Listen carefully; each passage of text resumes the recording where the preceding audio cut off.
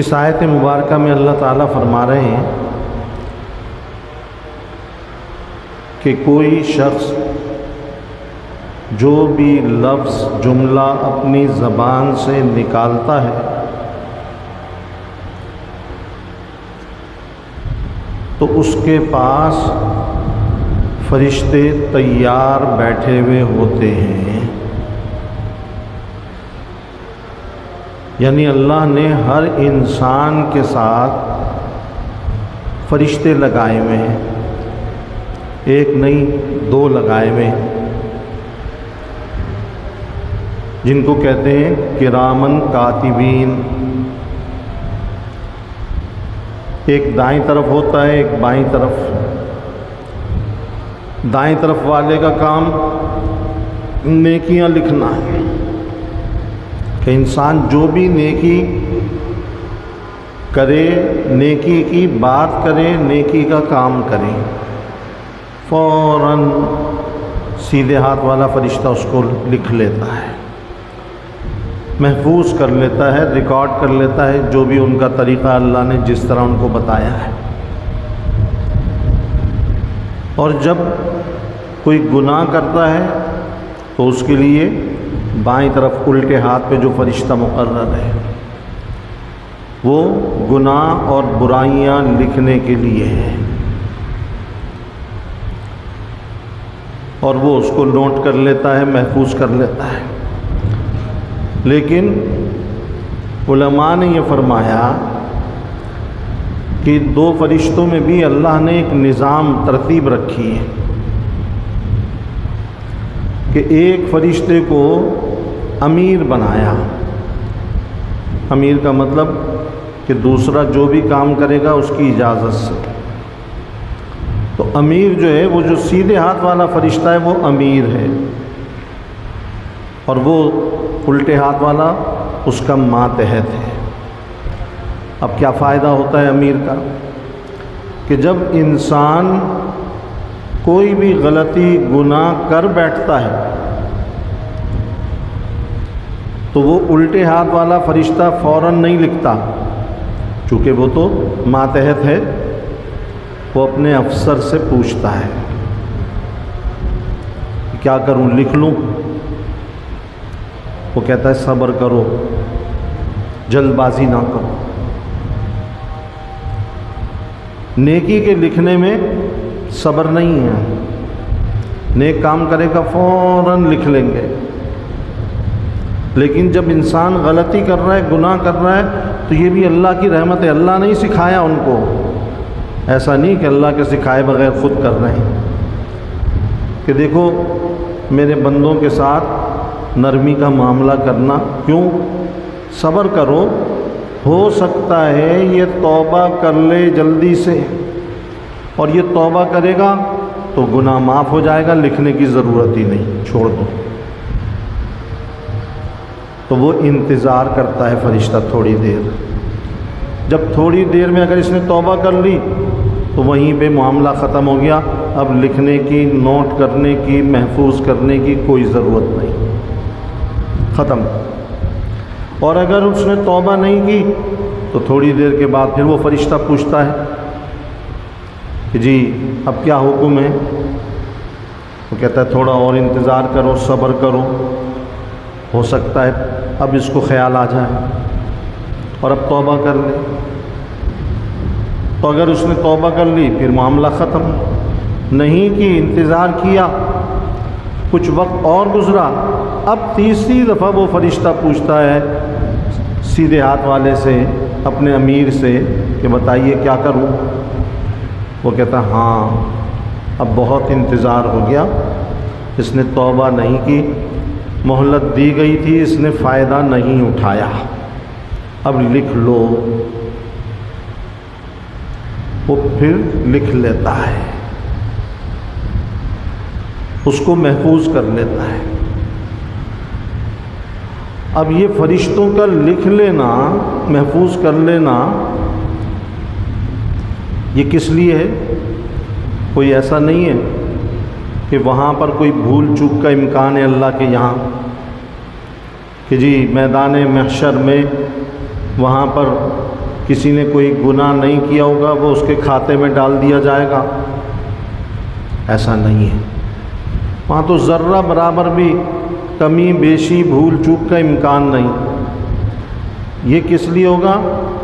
اس میں سب کچھ لکھا ہوگا، پوری تفصیل لکھی ہوگی تاکہ اس کے سامنے ثبوت آ جائے ایک آدمی۔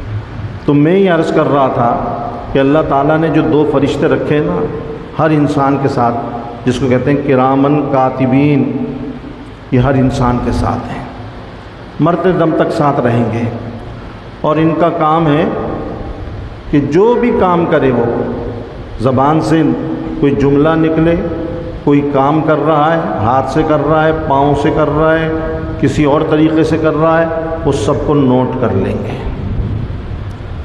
خیر کو بھی، شر کو بھی، اچھائی کو بھی، برائی کو بھی، کوئی چیز نہیں چھوڑتے، ذرہ برابر بھی ایک چیز کو بھی چھوٹ نہیں ہے۔ بس چھوٹ ہے تو اس میں کہ اگر اس نے کوئی غلط کام کر کے توبہ فوراً کر لی تو وہ چھوٹ ہو گئی، وہ معاف ہو گیا، اس کو نہیں لکھیں گے۔ بلکہ توبہ تو بہت اللہ کو محبوب عمل ہے، پسندیدہ عمل ہے۔ جب کوئی بندہ سچے دل سے نادم ہو کر شرمندگی کے ساتھ پکی توبہ کر لیتا ہے اور آئندہ کے لیے چھوڑنے کا پختہ ارادہ کر لیتا ہے تو اللہ تعالیٰ بھی بڑے کریم ہیں اور بہت زیادہ کرم کرنے والے ہیں، ان کے کرم کو سمجھنا بہت مشکل۔ تو صرف اللہ تعالیٰ یہ نہیں کرتے کہ معاف کر دیتے ہیں، چلو جی معاف کر دیا توبہ کر لی، نہیں، انسان کے جو گواہ بنتے ہیں نا اچھائی کے اوپر بھی برائی کے اوپر بھی، ایک تو یہ فرشتوں کا لکھا ہوا نام اعمال میں ہوگا، یہ وہاں دکھا دیا جائے گا، پیش کر دیا جائے گا۔ دوسرا جو انسان کے گواہ ہوتے ہیں وہ کیا ہوتے ہیں؟ دیکھیے آپ یہاں پر مسجد میں بیٹھے ہوئے ہیں، یہ جس جگہ پر آپ بیٹھے ہوئے ہیں یہاں بیٹھ کر آپ جو نماز پڑھیں گے، جو عبادت کریں گے، تسبیح پڑھیں گے، تلاوت کریں گے، جو دین کی بات سنیں گے، یہ زمین کا ٹکڑا جس کے اوپر انسان بیٹھا ہے یہ بھی گواہ بن گیا۔ یہ زمین کا ٹکڑا میدان محشر میں گواہی دے گا۔ یہ مسجد نہیں، گھر میں بھی کہیں بیٹھ کر کریں گے، دکان پہ کہیں بیٹھ کے عبادت کریں گے، وہ گواہ بن جائے گا کسی بھی جگہ۔ اور جس جگہ پر بیٹھ کر، کھڑے ہو کر، لیٹ کر گناہ کریں گے وہ اس کے خلاف گواہی دے گا، وہ زمین کا ٹکڑا اس کے خلاف گواہی دے گا، وہاں بتائے گا، کہے گا کہ ہاں اس نے میرے اوپر کھڑے ہو کر یہ گناہ کی بات کی، یہ گناہ کا کام کیا، سب کچھ بتائے گا۔ تو یہ زمین کا ٹکڑا بھی گواہ بن جاتا ہے، اور اللہ کے لیے کوئی مشکل نہیں ہے۔ اللہ تعالیٰ پہلے زمانے میں تو اس کو سمجھنا بڑا مشکل تھا نا، جب سائنس نے ترقی نہیں کی تھی، لوگ کہتے تھے یہ زمین کا ٹکڑا کیسے گواہی دے دے گا، لوگ کہتے تھے یہ جسم کے اعضاء ہاتھ اور پاؤں کیسے گواہی دے دیں گے۔ اب تو کوئی مشکل نہیں ہے، اب تو جتنی سائنس ترقی کر رہی ہے اتنا ہی قرآن اور حدیث کو سمجھنا آسان ہوتا جا رہا ہے، اور اسلام کی حقانیت پر یقین بڑھتا جا رہا ہے۔ اسی طرح تیسری چیز جو گواہی دے گی قیامت میں زمین کے اس ٹکڑے کے بعد، وہ انسانی جسم کے اعضاء۔ قرآن میں اس کا تذکرہ موجود ہے کہ بندہ انکار کر دے گا، کہے گا یا اللہ میں نے تو یہ کام نہیں کی، تو فرشتوں نے غلط لکھے نام اعمال میں، جھوٹ ہے۔ اللہ تعالیٰ فرمائیں گے اچھا الیوم نختم علی افواہہم وتکلمنا ایدیہم وتشہد ارجلہم، کیا ہوگا؟ اللہ تعالیٰ فرمائیں گے ٹھیک ہے، اللہ تعالیٰ ہاتھ کو حکم دیں گے بتا اس نے ہاتھ سے کیا کیا، آنکھ کو حکم دیں گے بتا اس نے کیا دیکھا، کان کو حکم دیں گے بتا، پاؤں کو حکم دیں گے بتا، جسم کے سارے سے، حتیٰ کہ زبان سے بھی تو انسان، یہ زبان جو ہے نا سب سے زیادہ برائیاں بھی زبان سے ہوتی ہیں، گناہ، اور سب سے زیادہ اچھائیاں بھی زبان سے ہوتی ہیں۔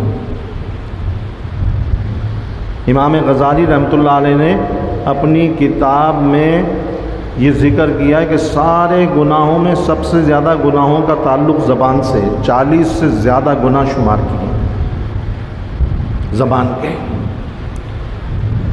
تو وہاں پر انسان زبان کے گناہوں کا بھی انکار کرتے، یا اللہ میں نے تو یہ بات نہیں کی، تو کیا کریں گے اللہ تعالیٰ؟ زبان پہ سے اس کا کنٹرول ختم کر دیں گے، اس کی مرضی سے نہیں بولے گی زبان۔ اللہ تعالیٰ حکم دیں گے زبان تو بول، سچ بتا، اس نے دنیا میں کیا بولا تھا؟ وہ سن رہا ہوگا، ہوش میں ہوگا، بے بس ہوگا، زبان اس کے قابو میں نہیں، زبان بولنا شروع ہو جائے گی اور بتائے گی یا اللہ اس نے دنیا میں یہ بات بھی کی تھی، زبان سے یہ بات بھی کی تھی، یہ بات بھی کی تھی۔ اور قرآن بتا رہا ہے کہ جب وہ سن لے گا بڑا افسوس ہوگا، صدمہ ہوگا، اور جب وہ اعضاء گواہی دے چکیں گے تو وہ کیا کہے گا؟ اپنے اعضاء کو کہے گا تمہارا ستیہ ناش ہو جائے، میں تو تم کو جہنم سے بچانے کی کوشش کر رہا تھا، اس لیے جھوٹ بول رہا تھا، اور تم نے سچی گواہی دے دی، اب تم بھی میرے ساتھ جہنم میں جاؤ گے۔ ہاتھ بھی جائے گا، پاؤں بھی جائے گا، سب کچھ جائیں گے۔ ان کو کوسے گا، برا بھلا کہے گا، لیکن اللہ کے حکم کے تابع ہیں سارے اعضاء۔ یہ یاد رکھیے، یہ گواہ بنتے جا رہے ہیں۔ ہم آنکھ سے جو کچھ دیکھ رہے ہیں نا، ہم اپنی آنکھ کو گواہ بنا رہے ہیں قیامت کے دن کے لیے۔ اچھی چیز دیکھ رہے ہیں، نیکی کی چیز دیکھ رہے ہیں، وہ خیر کی گواہی دے گی، بری چیز دیکھ رہے ہیں، گناہ کی چیز دیکھ رہے ہیں، وہ ہمارے خلاف گواہی دے گی۔ کان سے جو کچھ سنتے جا رہے ہیں، ہم اس کان کو گواہ بناتے جا رہے ہیں۔ زبان سے جو کچھ بولتے جا رہے ہیں، اس زبان کو گواہ بناتے جا رہے ہیں۔ ہاتھ سے جو کچھ کر رہے ہیں، اچھائی کا برائی کا کام، پاؤں سے جس کی طرف چل کے جا رہے ہیں، خیر کی طرف شر کی طرف، یہ سب گواہ بنا رہے ہیں۔ اور ساری گواہیاں اور ساری چیزیں ان کے اندر، ان کی میموری میں سیف ہوں گی۔ ہاتھ میں بھی سیف ہو رہی ہیں، پاؤں میں سیف ہو رہی ہیں، کان میں سیف ہو رہی ہیں، آنکھوں میں سیف ہو رہی ہیں، یہ اس کے اندر محفوظ ہوتی جا رہی ہیں، اور یہ پھر وہاں پر بولیں گے اور بتائیں گے۔ اس لیے یہ جو گواہ ہے نا انسانی جسم کے اعضاء، یہ سب سے آخری گواہی ہوگی۔ اس کے بعد انسان ہتھیار ڈال دے گا، کہے گا اب میں کیا کر سکتا ہوں، میرے تو اعضاء نے گواہی دے دی، اب کیا کر سکتا ہوں؟ ماننے پہ مجبور ہو جائے گا کہ ہاں واقعی یہ سچ بول رہے ہیں، میں نے تو یہ کام کیا۔ لیکن میں یہ عرض کر رہا تھا کہ جب انسان سچے دل سے ندامت کے ساتھ توبہ کرتا ہے تو اللہ تعالیٰ کیسا کرم فرماتے ہیں کہ اس کے گناہوں کو بھی معاف فرما دیتے ہیں، اور گناہوں کو معاف کرنے کے ساتھ ساتھ اللہ تعالیٰ حکم دیتے ہیں کس کو؟ کرامن کاتبین، جو ابھی میں نے بتایا نا کرامن کاتبین کون ہے؟ 2 فرشتے ہر ایک کے ساتھ ہیں، میرے ساتھ بھی ہیں، آپ کے ساتھ بھی، ہر ایک کے ساتھ 2 فرشتے۔ ان کو حکم دیتے ہیں نامہ اعمال سے مٹا دو، ڈیلیٹ کر دو، نہیں ہونا چاہیے کوئی ریکارڈ میں سے ختم کر دو۔ پھر جس زمین کے خطے پر کھڑے ہو کر، بیٹھ کر، لیٹ کر اللہ کی نافرمانی کی تھی، گناہ کیا تھا، جب سچے دل سے توبہ کی تو اللہ تعالیٰ اس زمین کے خطے سے بھی اس کو صاف کر دیتے ہیں۔ اس میں محفوظ ہو گیا تھا نا، سیف ہو گیا تھا، وہ بھی ڈیلیٹ ہو جاتا ہے۔ پھر اس نے جو گناہ کیا تھا جسم کے کسی بھی حصے سے، کسی بھی عضو سے، وہ گواہ بن گیا تھا، اس میں سیف ہو گیا تھا، وہاں سے بھی مٹا دیا جاتا ہے۔ اس جسم کے حصے سے بھی مٹا دیا جاتا ہے تاکہ یہ جسم کا حصہ قیامت کے دن گواہی نہ دے سکے اس کے خلاف۔ تو توبہ ایسی چیز ہے، سچی توبہ ہو تو ساری گواہیوں کو مٹا دیتی ہے۔ دیکھیے دنیا کے اندر بھی، ہمارے ساری دنیا کے ملکوں میں ایک ہی قانون ہے کہ اگر کسی کو بری کیا جاتا ہے تو بری کرنے کے بعد یہ کہا جاتا ہے جی اس کو بری کر دیا گیا، لیکن ریکارڈ میں سب کچھ لکھا ہوا ہوتا ہے۔ ریکارڈ محفوظ رہتا ہے۔ تو اللہ کے یہاں بری نہیں کیا جا رہا، غلطی کی ہے، بری کا مطلب تو کیا ہوتا ہے کہ اس نے نہیں کیا، بری کا مطلب یہ ہوتا ہے، یہ نہیں ہوتا کہ کیا تھا معاف کر دیا، یہ بری نہیں ہے۔ دنیا میں بری کا مطلب یہ ہے کہ اس نے کیا ہی نہیں ہے، وہ بری ہوتا ہے۔ تو جب بری کے بعد بھی ریکارڈ میں محفوظ دنیا میں، اور اللہ کے یہاں غلطی کی، گناہ کیا، توبہ کی، سارے ریکارڈ سے مٹا دیا، سب ختم۔ تو اللہ رب العزت جو ہے نا اس طرح معافی دیتے ہیں۔